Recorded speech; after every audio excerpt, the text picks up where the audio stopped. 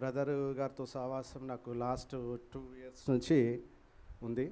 మరి first brother message యూట్యూబ్లో నేను చూసినప్పుడు, అంటే నేను కూడా సేవకుడే, మరి నేను కూడా పరిచయం చేస్తున్నాను. ఆ టైంలో నాకు ఒక బైబిల్ చదువుతున్నప్పుడు ఒక పెద్ద డౌట్ వచ్చేసింది. అది ఏ విషయం అంటే మార్కు సువార్త 11:24. ఎంతమందికి తెలుసా అండి ఈ సువార్త? 11:24 చేయలేపండి. ఓకే, కొంతమందికి తెలియదు, చెప్తున్నాను. మార్క్స్ వార్త 11:24లో ఏముంటుందంటే, అందుచేత ప్రార్థన చేయనప్పుడు మీరు ప్రార్థన చేయనప్పుడు మీరు అడుగుచున్న వాటి నెల్లను పొంది ఉన్నామని నమ్ముడి. చాలు సిస్టర్. సో ఈ వాక్యం అయితే నాకు అర్థమైంది. దీన్ని నేను రిజల్ట్ నేను చూసుకున్నాను, ఫలితాలు అనుభవించినాను. మరి చాలామంది విశ్వాసుల జీవితాల్లో మరి ఈ వాక్యం చదువుతున్నారు, కానీ దాన్ని ఓవర్కమ్ చేసుకుంటూ ఈజీగా న్యూస్ పేపర్కి బైబిల్కి డిఫరెన్స్ లేకుండా ఈజీగా దాన్ని ఓవర్కమ్ చేసి చదివేసి నెక్స్ట్ చాప్టర్కి వెళ్ళిపోతున్నారు. నేను ఈ వాక్యం ధ్యానించి ఎందుకు మన విశ్వాసులు దీన్ని గ్రహించి మరి వారి జీవితంలో అద్భుతాలు రిసీవ్ చేసుకోలేకపోతున్నారు, మరి ప్రసంగికులు చాలామంది ఈ వాక్యాన్ని బాగా ఫోకస్ చేసి చెప్పింటే బాగుంటుండే కదా అని నా మనసులో ఒక ఆలోచన వచ్చిన టైంలో బ్రదర్ గారిది యూట్యూబ్లో నేను వాక్యం విని చూస్తున్నప్పుడు ఆయన మెయిన్ ప్లాట్ఫామ్ బ్రదర్ది జీసస్ ఆల్మైట్ మినిస్ట్రీలో చెప్పిన వాక్యం ఏంటిదంటే, మీ మార్క్స్ వార్త 11:24 మీరు ప్రార్థన చేసేటప్పుడు అడుగుచున్న వాటిని ఎల్లను పొంది ఉన్నామని నమ్మిన ఎడల అది మీకు అనుగ్రహించబడును. ఈ వాక్యం బేస్ చేసుకొని బ్రదర్ చాలా అద్భుతాలు ఈ మినిస్ట్రీలో చేశాడు. ఆయన జీవితంలో జరిగింది, సంఘస్థుల జీవితంలో కూడా జరిగినాయి. ఇది నేను తను మెసేజెస్లో ఫస్ట్ మెసేజ్ ఇది చూసినాక తను వేరే మెసేజెస్ కూడా చెప్పాడు. కేకలు వేశాక ఎరుకో గోడలు కూలిపోయినాయి, ఈ మెసేజెస్ పలుకుతే కలుగుతుంది అనే మెసేజెస్.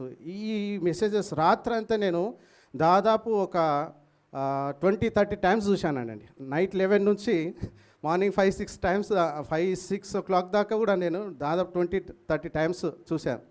అరే నాకు ఇష్టమైన మెసేజ్, నేను కూడా ఇలానే నేను ప్రసంగిద్దాం అనుకున్నాను కదా, బ్రదర్ ఇలా చెప్పారు, నిజంగా ఈ వ్యక్తి ఎంత ధ్యానించాడు కదా వాక్యం అని నేను తెలుసుకున్నప్పుడు, ఈ వ్యక్తితో నాకు, ఈ యొక్క సేవకుడితో నాకు మంచి ఫ్రెండ్షిప్ కావాలి ప్రభా అని నేను ఆయన చెప్పిన మాటల ద్వారానే నేను కూడా ఒక డైరీలో రాసుకొని, ప్రభా ఈ బిడ్డ నాకు మంచి స్నేహితుడుగా నాకు దయచేయి, థ్యాంక్ యూ జీసస్ అని చెప్పాను.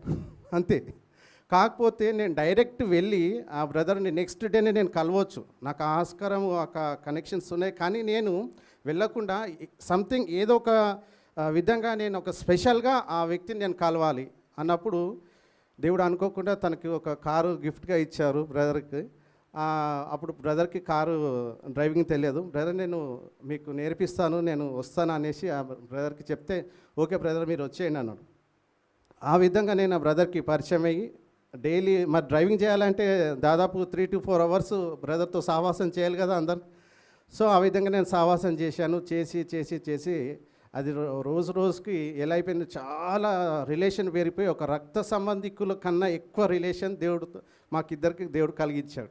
ఇద్దరం ఎలా ఉంటామంటే సేమ్ స్పిరిట్, నా మనసులో ఏముంటుంది ఆ బ్రదర్ మనసులో అదే ఉంటుంది అన్నమాట. ఆ విధంగా ఎక్కడైనా వాక్యం చెప్పాలనే అవే రెఫరెన్సెస్ ఉంటాయి, అవే వాక్యాలు ఉంటాయి.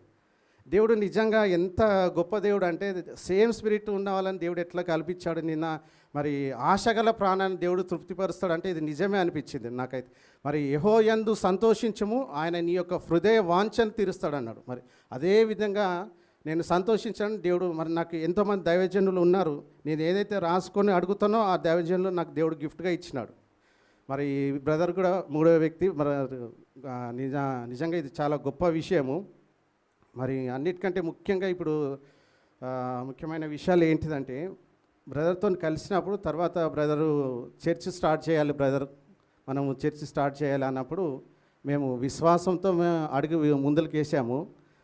అసలు బ్రదర్ దగ్గర మరి చర్చ్ స్థాపించాలంటే మెయిన్గా అందరికి కావాల్సిన ఏంటండి చెప్పండి? ఫైనాన్స్. Very good. అది మరి ఫైనాన్స్ ఉంటేనే కదండి ఎవరన్నా స్టార్ట్ చేసేది. అందరు ఫైనాన్స్ ఉంటేనే కదా స్టార్ట్ చేసేది.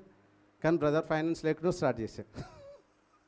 ఆయన గొప్పతనం ఏంటంటే విశ్వాసం. ఏముండదండి, కేవలం నీతిమంతుడు విశ్వాసం మూలంగా జీవిస్తాడు. దానికి సాదృశ్యంగా 100% ఆయన నేను కళ్ళారా చూస్తున్నాను. నాకు ఒక విధంగా ఆయనతో ఫ్రెండ్షిప్ చేసిన చూస్తే నాకు బైబిల్లో ఎవరు కనిపిస్తారంటే, నాకు మోషే తర్వాత నెక్స్ట్ బాధ్యతను ఎవరికి అప్పచెప్పాడండి? యెహోషువ క్యారెక్టర్ ఏ విధంగా ఉంటుందండి? చూసినవి నమ్ముతాడా, చూడక నమ్ముతాడా?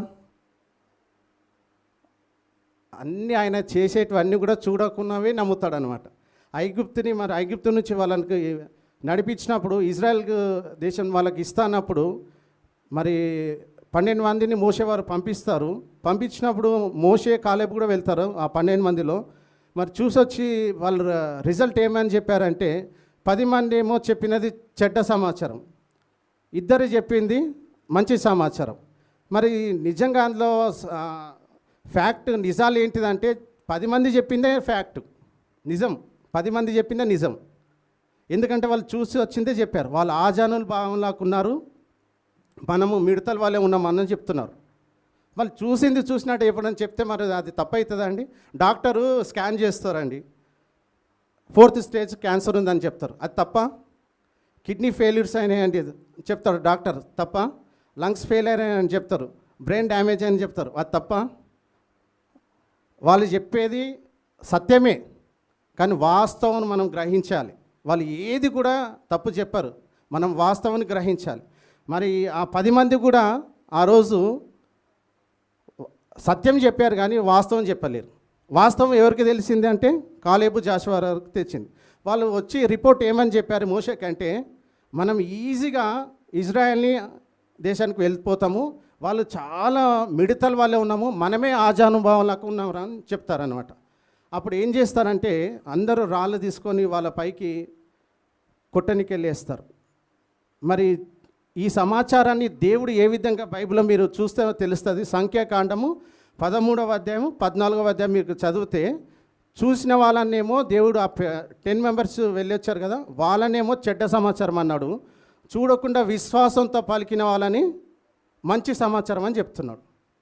మరి ఈ రోజులలో కూడా మరి బ్రదర్ జాషువా గారు కూడా ఏదిగా ఆయన జీవితంలో కూడా చూడకుందే చెప్పేస్తాడు, ఇది జరుగుతుంది, ఇది మనం పలుకుతే కలుగుతుంది, ఇది జరిగిపోతుంది, ఇది మంచిగా అవుతుంది, ఈ విధంగా జరగాలి అని ఆయన ఆశిస్తాడు. ఏది కావాలని ఆశిస్తాడు. నేను చూసింది ప్రార్థన చేయడం చాలా తక్కువనండి, ఆయన చాలా తక్కువ. ఆయన పలుకుతే కలుగుతాయండి. మీకు కూడా ఈ మినిస్ట్రీలో ఎన్నోసార్లు కూడా పలుకుతే కలుగుతుంది అని చెప్తుంటాడు కదా మీరు. ఆయన ఎగ్జాంపుల్ అంటే ఆయన టేస్ట్ చేయకుండా ఏది మీకు చెప్పలేడు. ఇన్ ద సేమ్ వే నాది కూడా అంతే ప్రోగ్రెస్ ఉంది అనుకోండి, ఏవైనా పలుకుతే కలుగుతున్నాయి. ఆ విధంగా బ్రదర్ గారు మినిస్ట్రీ విషయంలో స్టార్ట్ చేద్దాం అన్నప్పుడు మరి ఏది కూడా ఫైనాన్స్ లేదు. అప్పుడు ఆ విధంగా విశ్వాసంతో స్టార్ట్ చేశాడు. అనుకోకుండా దేవుడు అన్ని అద్భుతాలే చేసుకుంటూ వచ్చాడు. స్టార్ట్ చేసేటప్పుడు ఫస్ట్ ఎంతమంది ఉన్నారు చెప్పాలా అండి, మీరు నమ్ముతారో లేదో? 2 ఫ్యామిలీస్ ఉన్నారు. 2 ఫ్యామిలీస్లలో ఎంతమంది ఉన్నారంటే 6 మెంబర్స్ ఉన్నారు. 6 మెంబర్స్. ఈరోజు ఎంతమంది ఉన్నారండి? ఈరోజు ఎగ్జాక్ట్లీ 1 ఇయర్ కదా బ్రదర్, 1 ఇయర్కి ఎంతమంది ఉన్నారు కౌంట్ చేసుకోండి మీరు.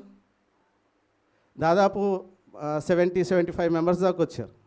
6 మెంబర్స్ ఎక్కడ, 75 మెంబర్స్ దాకా ఇక్కడ క్యాల్కులేషన్ ఉందండి, డిఫరెన్స్ ఉందండి. దేవుని లెక్కలు కూడా ఎట్లుంటాయండి? 5 రొట్టెలు 2 చేపలు 7 మెంబర్స్ కదా, 5,000. బ్రదర్ కూడా లెక్కలు అలానే ఉంటాయి అన్నమాట, డిఫరెంట్గా ఉంటాయి. బ్రదర్ స్టార్ట్ చేసినప్పుడే ఒక మాట అన్నాడు నాకు, ఈ సంఘము చాలా దేవుడు గొప్పగా దీవిస్తాడు బ్రదర్, ఇది ఎక్కడనో చాలా హై లెవెల్కి వెళ్ళిపోతుంది అన్నాడు. నేను కూడా ఆమెను అన్నాను. కానీ కొంతమంది విశ్వాసం లేని వాళ్ళు ఇంతేమందా, ఏం నడుస్తుంది చర్చ్, ఏం నడుస్తుంది? ఇంకా స్టార్ట్ అయ్యి 4 వారాలు అయింది, 5 వారాలు అయింది, 2 నెలలు అయింది, 3 నెలలు అయింది, ఏం నడుస్తుంది అన్నారు. వాళ్ళే డిసప్పేర్ అయినరు. విశ్వాసంతో జీవించిన వాళ్ళు మాత్రం సంఘము చూస్తూ ఉన్నారు అందరు. అంటే మనము ఈ యొక్క సిచ్యువేషన్ ఏ విధంగా చూసుకోవాలంటే మీకు కూడా చెప్తున్నాను. ఇందులో నుంచి భావం తెలిసేది ఏంటంటే, చూసే వాటిని మీరు నమ్మకూడదు. దృశ్యమైన వాటిని, అదృశ్యమైనవి దృశ్యమైనవని బైబిల్లో ఉంటుంది. మనం దృశ్యమైన వాటిని చూస్తున్నామా, అదృశ్యమైన వాటిని చూస్తున్నామా? చాలామంది మన జీవితంలో విశ్వాసులు చాలామంది టెన్షన్ ఆ ఫేసు ఎలా ఉంటుందంటే, అబ్బా బాబా అసలు ఎంత టెన్షన్ పడుతుంటారంటే, చర్చికి వస్తారు కానీ పాటలు పాడతారు, ఇలా ఉండిపోతారు, సైలెంట్గా ఉంటారు. ఎందుకు అంత సైలెంట్గా ఉంటారు? ఎందుకు? బైబిల్ వాక్యం ఏమో ఉంటుందంటే, యెహోవానందు సంతోషించుము, ఆయన మీ హృదయ వాంఛలు. దేవుడు సంతోషిస్తే హృదయ వాంఛలు తీరుస్తా అంటున్నాడా? చింతిస్తే తీరుస్తా అంటున్నాడా? చింతిస్తే ఏమవుతుంది? మూరడు ఎక్కువనే అవుతుంది అన్నాడా లేదా? మరి ఎందుకు ఆ వాక్యం ఈ వాక్యం ఎవరికైనా తెలియదా అంటే అందరికి తెలుసు, చేయలేబండి అంటే అందరికీ తెలుసు. మరి ఎందుకు చేస్తున్నారు చెప్పాలా అండి? దాని ఆన్సర్ కూడా నేను కూడా మీకు చెప్పేస్తాను. లోకంతో ఎప్పుడైతే మనం సావాసం చేస్తామో, లోకంలో ఏవైతే పరిస్థితులు ఉన్నాయో భయం వస్తుంది. ఫస్ట్ ఆఫ్ ఆల్ భయం వస్తుంది. ఇంగ్లీష్లో ఏమంటారు? టెన్షన్ వస్తుంది. మరి టెన్షన్ ఉన్నప్పుడు కార్యాలు జరుగుతాయా, ధైర్యం ఉన్నప్పుడు కార్యాలు జరుగుతాయా? ఈ బైబిల్ ఎంతమంది అందరూ రాజ్యాలు జయించినారు? వాళ్ళందరూ పేర్లు ఉన్నాయి కదండి. వాళ్ళు విశ్వాసం భయం ద్వారా రాజ్యాలు జయించిరని ఎక్కడ ఉందా అండి? విశ్వాసం ద్వారా కార్యాలు జయించినారు ఉన్నారు కదా, విశ్వాసం ద్వారా. అంటే ఈరోజు మనం కూడా మన పరిస్థితులను అధిగమించాలంటే ఏం చేయాలండి? కేవలం విశ్వాసం ద్వారా ఉండాలి. విశ్వాసం ఉండాలంటే దేవునితో సావాసం ఉండాలి. సావాసము విశ్వాసము కలిపితే ఏమవుతాయండి? కార్యాలు, దేవుని కార్యాలు చూస్తాం, రిజల్ట్స్ చూస్తాం, పాజిటివ్ రిజల్ట్స్ చూస్తాం. మరి అందరూ టెన్షన్ పడేది ఏంటంటే, వాక్యం ఇక్కడ వస్తారు చాలామంది, కొంతమంది మిరకిల్స్ రిసీవ్ చేసుకుంటారు, కొంతమంది రిసీవ్ చేసుకోరు. బ్రదర్కు కొంతమంది ఇన్ఫార్మ్ చేశారు, ఏంటిదంటే మేము థ్యాంక్ యూ జీసస్ చెప్తున్నాం కానీ మా జీవితంలో జరగట్లేదు అని అంటున్నాం. థ్యాంక్ యూ జీసస్ చెప్పినప్పుడు ఏంటంటే దేవునితో సావాసం చేయాలి, బైబిల్ చదువుకోవాలి, ప్రార్థన చేయాలి. ఉదయకాలంలో 3 సర్వీస్, మరి డైలీ 24 అవర్స్లో 3 సర్వీసెస్ బ్రదర్ పెడుతున్నాడు. ఉదయకాలంలో 3:30 to 5 దాకా పెడుతున్నాడు, అంటే 1.5 అవర్. మళ్ళీ ఈవినింగ్ 1 అవర్ పెడుతున్నాడు, నైట్ 1 అవర్ ఉంటుంది. మరి ఇంత మొదట ఆయన రాజ్యం నీతిని వెతుకుతేనే మీ కార్యాలు, మీ జీవితంలో కార్యాలు జరుగుతాయి. మొదట ఆయన రాజ్యం నీతిని వెతుకుతేనే మన జీవితంలో కార్యాలు అవుతాయి. చాలామంది మొదట వెతుకరు, మధ్యలో వెతుకుతారు, లాస్ట్లో వెతుకుతారు. అందుకే మన జీవితంలో కార్యాలు జరగలేకపోతున్నాయి. సో ఫస్ట్ ఇంపార్టెన్స్ దేవునికి మన జీవితంలో మొదట గడియ లేచిన వెంటనే, ఉదయం లేచిన వెంటనే మొదట గడియ దేవుని మీ జీవితాలలో దేవునికి ఆ స్థానం ఇస్తే అద్భుతాలు చూస్తారు.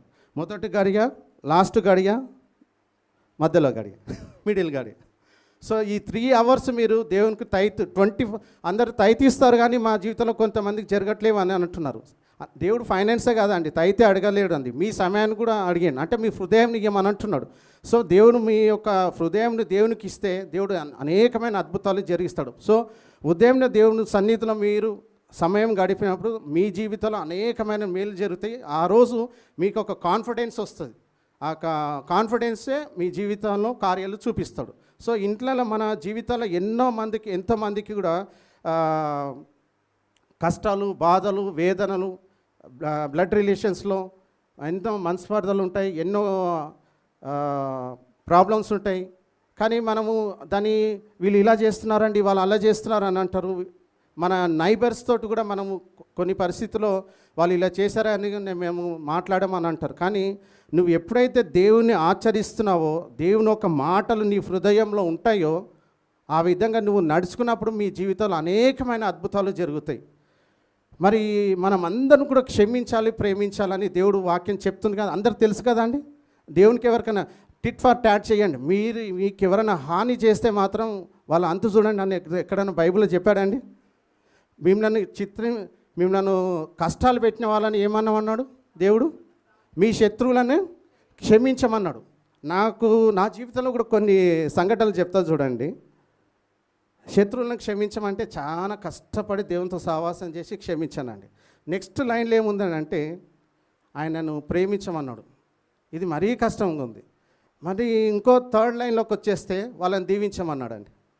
అది బహు కష్టమైంది. ఇది అసలు మనల్ని మోసం చేసి ఈ చేయితో సహాయం చేసిన వాళ్ళని, ఈ నోటితో ప్రార్థన చేసి వాళ్ళని దీవించిన వాళ్ళని, ఆ సహాయం అయిపోయాక వాళ్ళు అభివృద్ధిలోకి వచ్చేసాక వాళ్ళు మన గురించి చెడ్డగా మాట్లాడితే ఎలా అనిపిస్తుంది చెప్పండి? ఆ రోజు ఆ సహాయం చేయకపోతే ఆ మనిషి ఎక్కడ ఉంటుండే? అట్లాంటి మనిషికి మనం సహాయం చేసినాక, ఆ ప్రాబ్లమ్స్ నుంచి తీరిపోయినాక, మన గురించి వాళ్ళు మనకి కృతజ్ఞత ఉండకపోయినా పర్వాలేదు, కానీ మన గురించి చెడ్డగా మాట్లాడితే ఏ విధంగా అనిపిస్తుంది? మనసుకు గాయం అనిపిస్తుందా లేదా? మరి ఈ విధంగా ఈ పర్సన్స్ని దేవుడు ఏమంటాడు? వాళ్ళని క్షమించమంటాడు. మరి అతి కష్టంగా ప్రార్థనలో ఉంటాం కాబట్టి క్షమిస్తాం. మళ్ళీ వాళ్ళని ప్రేమించాలి. ప్రేమించాలంటే అది క్రియారూపంలో ఉండాలి.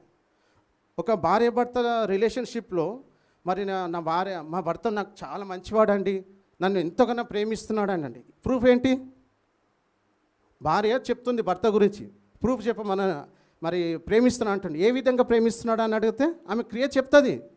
నాకు ఈ శారీస్ తెస్తున్నాడు, నాకు గోల్డ్ పెడుతున్నాడు, లేకుంటే నాకు ఈ విధంగా నన్ను కష్టం లేకుండా ఇంట్లో సర్వెంట్స్ పెడుతున్నాడు, నాకు ఏ ప్రాబ్లం వచ్చినా నన్ను క్షేమంగా చూసుకుంటాడు, అన్నీ అరేంజ్ చేసేస్తాడు, నాకు ఏదేమైనా అయినా ఆయన టెన్షన్ పడతాడు అని ఆమె ప్రూఫ్ చెప్పేస్తుంది అనమాట.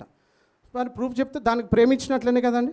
మరి అదేవిధంగా మరి దేవుడు ఏమంటున్నాడు అంటే శత్రువుని క్షమించమంటున్నాడు. అది ఫస్ట్ లెవెల్. సెకండ్ లెవెల్ ప్రేమించాలి. ఆ మనిషి ఎదుట నీ ఎదుట ఎక్కడైనా నీ ఇంట్లోనే కానీ బయటనే కానీ ఎక్కడైనా కనిపించినప్పుడు ఆ మనిషిని నువ్వు వెళ్ళి మాట్లాడాలి, ప్రేమించాలి. ఆ ప్రేమతోనే ఆ మనిషి మారిపోతాడు. మరి బైబిల్లో జక్కయ్య తెలుసు కదండి. ఎంతమందికి జక్కయ్య తెలుసు? జక్కయ్య చాలా మంచి వ్యక్తి కదండి. మంచి వ్యక్తి కదా. ఆయన పేరేమని ఉందండి బైబిల్లో? మోసగాడు అని ఉంటుంది అన్నమాట. సో దేవుడు ఏం చేశాడు? ఆ వ్యక్తిని మార్చాలంటే ఆ స్ట్రీట్లో నడుచుకుంటూ సేవ చేసుకుంటూ వచ్చాడు. ఆ చెట్టు దగ్గర జక్కయ్య గారు కూర్చున్నారు. కూర్చున్నప్పుడు మోసగాడా రా కిందికి అన్నాడా? జక్కయ్య దగ్గరికి వెళ్ళి నేను నీ ఇంట్లో ఈరోజు ఏం చేసేది ఉందండి? భోజనం చేస్తాడంట. మరి రమ్మన్నాడు. వెళ్ళినప్పుడు జక్కయ్య గారి ఇంటికి వెళ్ళినప్పుడు ఆయన యేసయ్య ప్రేమ ఆయనను చూసినప్పుడు ఆయన మారిపోయాడండి.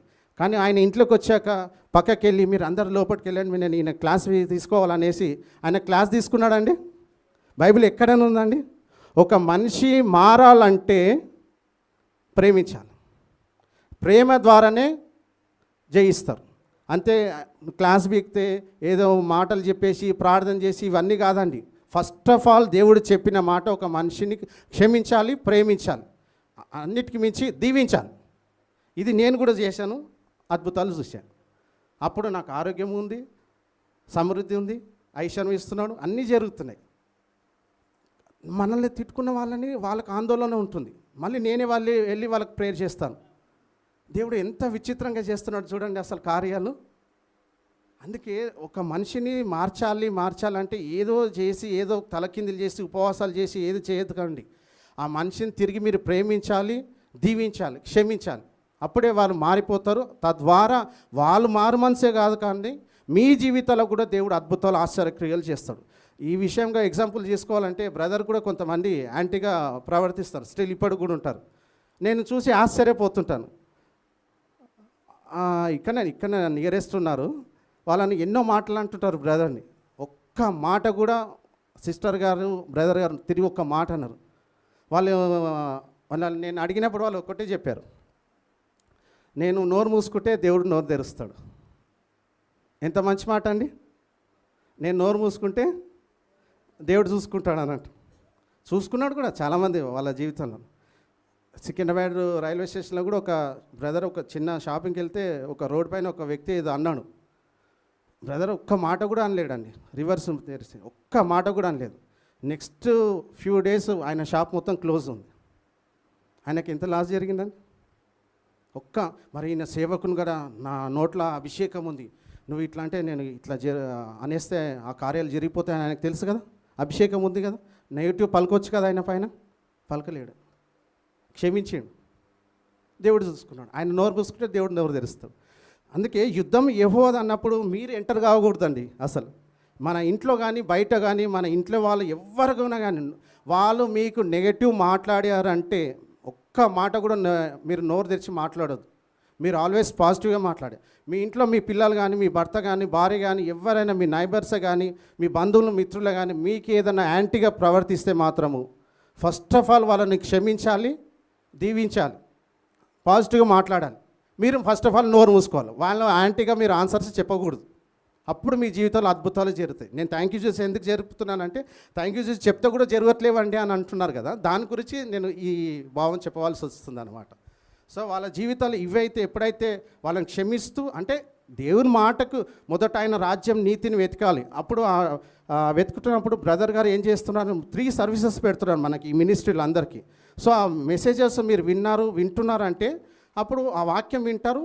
మీకు ఎవరైనా శత్రువులు, మీరు ఆఫీస్లో అని ఇబ్బందులు ఎవరైనా పెట్టేవారని, నైబర్స్ కానీ బిజినెస్లో కానీ ఎవరైనా ఉంటే మీరు క్షమిస్తారు, మీ ప్రార్థన దేవుడు ఆలకిస్తారు. మీరు దేవుని రాజ్యం నీతిని వెతుకుతున్నారు వాటి థ్యాంక్ యూ చేసి చెప్పినప్పుడు ఆటోమేటిక్గా మీ జీవితంలో జరిగిపోతాయి. అది అన్నమాట నేను చెప్పాలి. ఒక్క రోజు అండి బ్రదర్, ఎవ్వరు కూడా క్లోజ్ ఉన్న వ్యక్తికి, దూరం ఉన్న వ్యక్తికి ఇది భారపరివర్తితమైన పరిచర్య అండి, మీరు సపోర్ట్ చేయనని ఎవ్వరు కూడా చెప్పాడండి.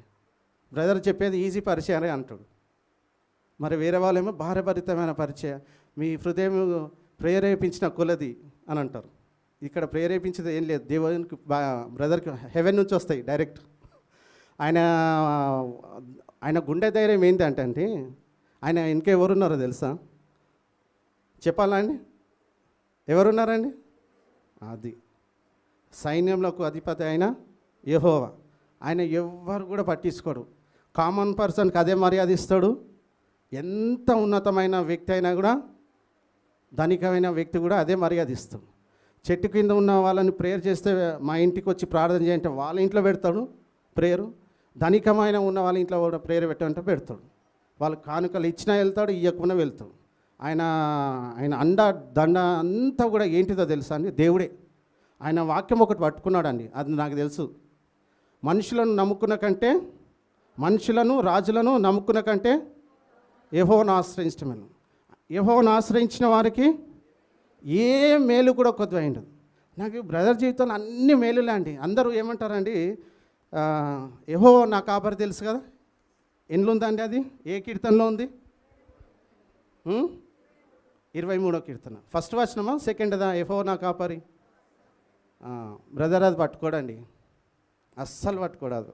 వింటాడు అది, కానీ గ్రహిస్తాడు, కానీ అది అంత క్యాచ్ చేయడు. అందరికి ఉన్నారండి యెహోవా కాపరి, విశ్వాసులు అందరికీ ఉంటాడు. ఎవరికి ఉంటారండి?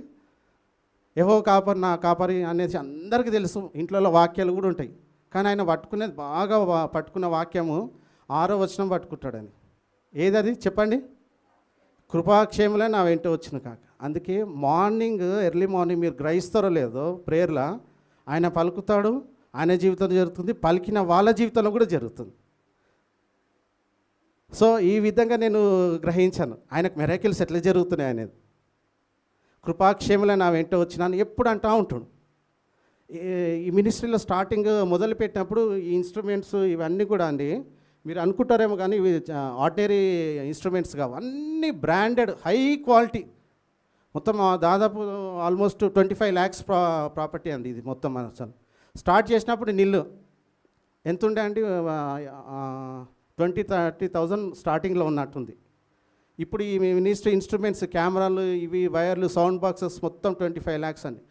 ఏ రోజు కూడా ఒక్కరిని కూడా ఒక్క మనీ కూడా 1 రూపీ కూడా బ్రదర్ అడగలేడని, దేవుని పైన ఆధారపడదు.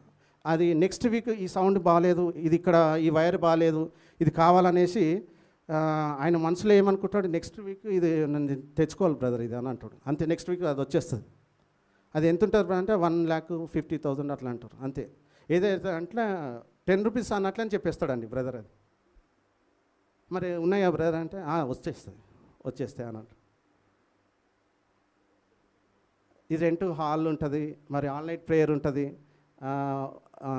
మంత్లీలో 4 సర్వీసెస్, ఫ్రైడే ఖమ్మము, మరి సికింద్రాబాద్, వైజాగ్ ఇవన్నీ ఉన్నాయి కదండి. దీనికి అసలు ఎంత అద్భుతంగా నడిపిస్తాడు మినిస్ట్రీ అంటే, ట్రైన్ ఎక్కేటప్పుడు డబ్బులు ఉన్నాయండి, ట్రైన్ ఎక్కినాక వచ్చేస్తాయి. విశ్వాసం ద్వారా నడిపిస్తున్నాడు దేవుడు బ్రదర్ని. కేవలం ఆయన విశ్వాసంతోనే నడుస్తుంటాడు దేవుడు, ఆయనకు సహాయం చేస్తాడు, ఎవరిపైన ఆధారపడలేదు ఆయన. నెక్స్ట్ ఒక డైలాగ్ నెక్స్ట్ ఎప్పటికీ అంటుంటాడండి, ఇప్పుడున్న చోట నేను ఉండను, నెక్స్ట్ వేరే చోట్ల ఉంటాడు, హై లెవెల్లో ఉంటాను అని చెప్తుంటాడండి. అది ఎంత కాన్ఫిడెన్స్తో చెప్తాడండి అసలు. ఇది స్టార్ట్ చేసినప్పుడు, దీన్ని స్టార్ట్ చేయకముందు నేను నెక్స్ట్ చర్చ్ పెడతాను అని చెప్పాడు. అది ఆల్ నైట్ ప్రేయర్స్లో కదా బ్రదర్ పెట్టాడు. ఏసీ హాల్ దేవుడు ఇచ్చాడండి. సో దేవుడు చూడండి ఎంత అద్భుతంగా దేవుడు ఈ మినిస్ట్రీ నడిపిస్తున్నాడు. విశ్వాసం ద్వారా దేవుడు అన్ని కార్యాలు తన జీవితంలో జరిగించాడు. మీకు చెప్తున్నాడు. మరి ఈరోజు చూస్తూనే 1 year అయిపోయింది. స్టార్ట్ చేసినప్పుడు ఆల్ నైట్ ప్రేయర్స్, ఇది monthly prayers, Friday services Vizag లేకుండే, ఇంకా ఖమ్మం లేకుండే, ఇవేం లేకుండా అండి. బ్రదర్ ఎప్పుడైతే విశ్వాసం ద్వారా స్టార్ట్ చేస్తారో దేవుడు ఫుల్ డోర్స్ ఓపెన్ చేశాడు. కానీ రాబోయే రోజుల్లో బ్రదర్ ఎట్లా హ్యాండిల్ చేస్తాడో నాకు తెలియదు, కానీ అనేకమైన దేశాలకు కూడా వెళ్ళిపోతాడు. అప్పుడు మరి ఫ్రైడేలు ఎట్లా పెడతాడో బ్రదర్ సర్వీసెస్ చూడాలి. మరి లైవ్ తీసుకుంటాడో మరి ఏం చేస్తారో చూడాలి. శాటిలైట్ చర్చెస్ ఓపెన్ చేస్తారు అనుకుంటాను నాకు తెలిసి. ఇంకా అదే మార్గం. ఇంకా ఒకటేసారి అన్ని దేశాలలో మనం సువార్త చేయాలంటే ఏంటిదండి, ఆయన విశ్వాసం ద్వారా ఒకటే పలుకుతాను. నేను అనేక దేశాలు కూడా వెళ్తాను, చేస్తాను సేవ అని అన్నాడు. ఆయన ఏది పలుకుతే అది జరిగింది. మరి ఆయన బ్రదర్ గారు ఎప్పుడు చెప్తుంటారు కదండి, నేను హైదరాబాద్కి ఎన్ని కోట్లు పెట్టుకొని వచ్చాడండి డబ్బులు తెలుసా అండి? 200 కోట్లు కదండి, 200 రూపాయలండి. 200 రూపీస్తో వచ్చిన వ్యక్తి ఈరోజు సూటు బూటు వేసుకొని ఎలా ఉన్నాడు చూడండి, సినిమా హీరో లాగా. అసలు నిజంగా గొప్ప ధన్యత అండి. ఆయనకు అప్పులకు ఎప్పుడు విడాకులు ఇచ్చాడు బ్రదర్? 15-16 years అయిందంటండి అప్పులకు విడాకులు ఇచ్చేసి. ఒక్క రోజు అండి ఫోన్లో నంబర్ తీసుకొని పలానా వ్యక్తికి ఫోన్ కూడా ఒక్కరోజు చేయడండి. కేవలం నీతిమంతుడు విశ్వాసములుగా జీవిస్తాడనే మాటతోనే బ్రతుకుతాడండి. నేను బైబిల్లో జాషువా గారిని ఏ విధంగా చూశానో ఆయననే ఈయననా, ఈయన ఆయననా అనిపిస్తుంది నాకు. అట్లా అంత డౌట్ వస్తుంది అన్నమాట. నాకు చాలా సంతోషం అనిపిస్తుంది. అట్లా ఇంత మంచి వ్యక్తిని దేవుడు నాకు ఒక ఫ్రెండ్గా దేవుడు ఇచ్చాడు అనేసి. సో చాలా సంతోషపడతాను. కానీ ఇంకా బాగా సంతోషపడేది ఏంటంటే, కామన్ పర్సన్ అదే విధంగా ప్రేమిస్తాడు. ఎంత ధనమున్న వ్యక్తిని కానీ అదే ప్రేమిస్తాడు. అందరిని ఒకలేక చూస్తాడు. ఎవరింటికైనా వెళ్తాడు. ఎంత చెట్టు కింద కూడా ఉన్న వ్యక్తి దగ్గర కూడా వెళ్ళి ప్రేయర్ చేస్తారు. అది ఎంత లాంగ్ అయినా కదా. సమరయ స్త్రీ కోసం దేవుడు ఎంత దూరం వెళ్ళాలండి తెలుసా అండి? మిట్ట మధ్యాహ్నం వెళ్ళాడు. మిట్ట మధ్యాహ్నం ఒక్క వ్యక్తి కోసమా, అనేకమైన వ్యక్తి కోసమా? ఒక్క వ్యక్తి కోసం. నేను ఒకసారి బ్రదర్తో ట్రావెల్ చేశాను, వెళ్ళాను. స్టార్టింగ్లో అక్కడ చూస్తే ఎంతమంది ఉన్నారేమో అనుకున్నాను. దాదాపు 330 kilometers ట్రావెల్ చేశామండి. పోయి చూస్తే ఒక చెట్టు కింద ఇల్లు లాగానే ఉందండి. అది ఒక్క వ్యక్తి అండి. ఒకే ఒక్క వ్యక్తి కోసం 330 kilometers ట్రావెల్ చేశాడు. నాకు కూడా చాలా ఇన్స్పైర్ అయ్యాను నేను. అసలు ఆయన ఒక్కరి కోసం 330 kilometers ట్రావెల్ చేసి ఎండలో, నాకు ఎగ్జాంపుల్ అయితే సమరయ స్త్రీనే గుర్తుకొచ్చిందండి. ఆయన జీవితంలో చాలా కష్టాలు ఉండే, అన్నీ క్లియర్ అయిపోయినాయి. ఆ ఒక్క వ్యక్తి కోసం వెళ్ళాం. అక్కడి నుంచి లైవ్ ఇచ్చాడండి. చాలామందికి అది రిసీవ్ చేసుకున్నారు. అసలు స్టార్టింగ్లో నేను బ్రదర్తో ట్రావెల్ చేసినప్పుడు ఆయన బ్లెస్ అయ్యాడు. ఆయన కంటే 1000 రెట్లు బ్రదర్ని బ్లెస్ చేశాను. చూడండి, ఒక్క వ్యక్తి కోసం అంత దూరం ట్రావెల్ చేసిందంటే బ్రదర్ ఎంత ప్రేమ గల వ్యక్తి అనేది మనకి ఇక్కడనే తెలిసిపోతుంది కదండి. మరి ఆ వ్యక్తి కానుక ఇచ్చాడు అనుకున్నారా? లేదండి.